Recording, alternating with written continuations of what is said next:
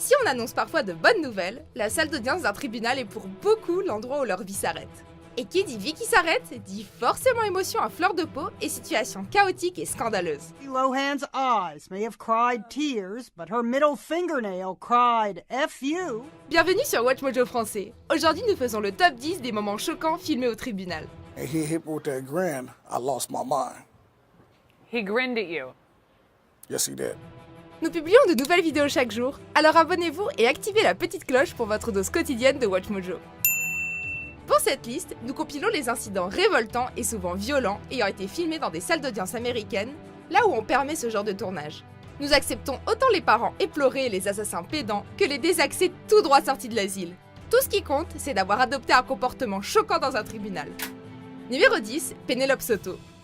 Dans la catégorie action-réaction, voici Penelope Soto, une Floridienne de 18 ans sans antécédent judiciaire. Elle se présente devant le juge Rodriguez Choma pour possession illégale de Xanax, un anxiolytique puissant. Le procès débute et Soto répond aux questions du juge en ricanant. I own a lot of jewelry, alright. Tu n'es pas en boîte, lui répond-il. Et puisqu'il s'agit de la première offense de Soto, le juge fixe la caution à 4 300 €. Adios. But adios was a little too sassy. Soto lance un adios moqueur au juge et la caution grimpe soudainement à 8 500 €. Soto tourne le dos au juge, lui profane des obscénités et lui fait un doigt d'honneur. Résultat, une jolie peine d'emprisonnement de 30 jours. She was way outside those rules, and she had to live with the consequences. Numéro 9, Dwayne Smith. S'il existe un enfer sur Terre, c'est bien celui de perdre un enfant, surtout lorsque celui-ci est assassiné en bas âge. Certes, la justice est là pour venger les jeunes victimes, mais est-ce suffisant? Certainement pas pour Dwayne Smith. Celui-ci assiste au procès du tueur de sa petite Jamila, âgée d'à peine 3 ans en 2014. Il se lève pour prendre la parole, pour finalement frapper l'accusé Clifford Thomas en attente de sa sentence. L'attaque n'ira pas plus loin. L'assassin n'avait toutefois pas agi seul. Sa complice n'est nulle autre que la mère de Jamila, qui elle, écope d'une peine de 15 à 25 ans. Numéro 8, Tony Farmer. Do y'all remember Tony Farmer? You know, the 6'7" small forward out of Ohio? Le joueur de basket Tony Farmer était promis un avenir brillant.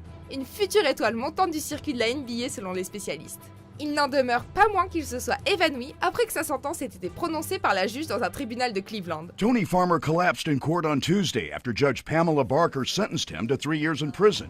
Preuve que même les dieux du stade ne sont pas intouchables, Farmer a écopé de 3 ans derrière les barreaux pour avoir agressé son ex-compagne Andrea Lane.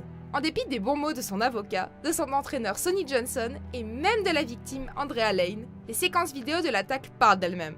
Farmer prendra le chemin de la prison. Numéro 7, Joshua Jones. Joshua Jones a creusé sa propre tombe en abattant l'officier Sandy Rogers. À son audience, il arbore une mine quasi animale et résolument désaxée. Il grogne, grimace, insulte la juge, bref, c'est à se demander s'il a toute sa tête. Does it look like it? I don't know, sir. I don't have any idea. I just ask that you answer my questions. Eh bien non, selon la psychiatre Donna Schwartz, qui précise que Jones a souffert d'une hémorragie cérébrale et d'une fracture crânienne, qu'il s'était lui-même infligé en se tirant une balle en pleine tête. Il aurait également fréquenté un hôpital psychiatrique avant le drame. La juge croit néanmoins que Jones était lucide lors du meurtre et le condamne à l'emprisonnement à vie sans libération. It's gotta be a work of Satan. It's a spirit world that is way beyond us. Numéro 6, Sindel Jackson. Deux familles se rencontrent malgré elles dans une salle d'audience de Milwaukee, les Jackson et les Potter. L'occasion ? Sindel Jackson s'apprête à recevoir sa sentence pour le meurtre de Nathan Potter, survenu en 2009 à la suite d'une tentative de vol. Bien que les Jackson espèrent une peine avec possibilité de libération, la juge impose l'emprisonnement à perpétuité sans libération. L'annonce de la sentence cause une violente réaction chez l'accusé qui se débat frénétiquement. Les officiers parviennent néanmoins à maîtriser Jackson par la force et le poivre de Cayenne. Le procès se termine par des injures lancées par les Jackson à l'endroit des Potter, sous le regard mortifié du père de Nathan. I hope that as he spends the rest of his life in jail, that he comes to terms with it and does value human life. Numéro 5, TJ Lane. Déjà, lorsque Thomas Lane fait son entrée dans cette salle d'audience de l'Ohio et qu'il retire sa chemise pour révéler un t-shirt sur lequel on peut lire le mot « tueur », on peut comprendre que tout le monde soit sur les nerfs.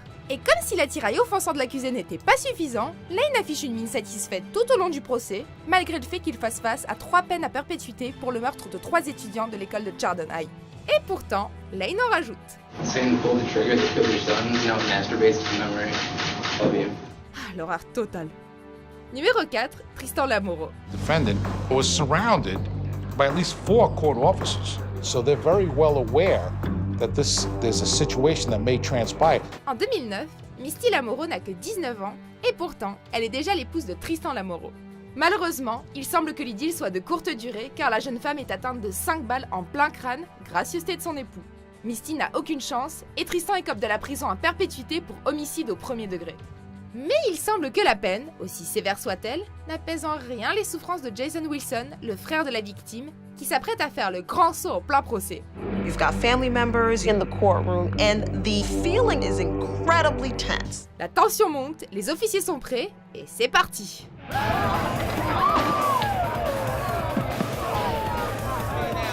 Numéro 3, Van Terry. He looked at me and smiled, and I thought that was so disrespectful. En 2013, la police de Cleveland découvre 3 cadavres près de l'appartement de Michael Madison, un prédateur sexuel connu.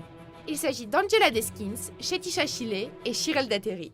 Madison avoue avoir étranglé 2 des victimes, mais n'aurait aucun souvenir de la 3e. Transportons-nous en 2016 au procès de Madison, alors que le verdict de peine de mort vient de tomber. Van Terry, le père d'une des victimes, informe le juge de l'impact de la mort de sa fille sur sa famille. Face to face with his daughter's killer, Van Terry snapped. Il semble calme, jusqu'à ce qu'il se retourne en direction de l'accusé.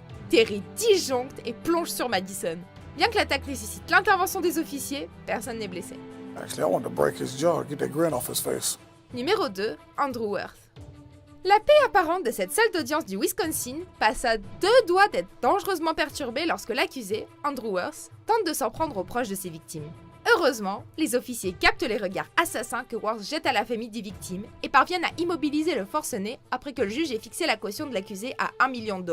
Une somme exorbitante? Pas lorsqu'on plaide coupable à 2 chefs d'accusation d'homicide volontaire. En tout cas, la situation aurait pu rapidement dégénérer sans une intervention musclée et l'aide d'un taser. Numerous deputies dragged Worth out of the courtroom and you could hear a taser fire before the door slammed shut.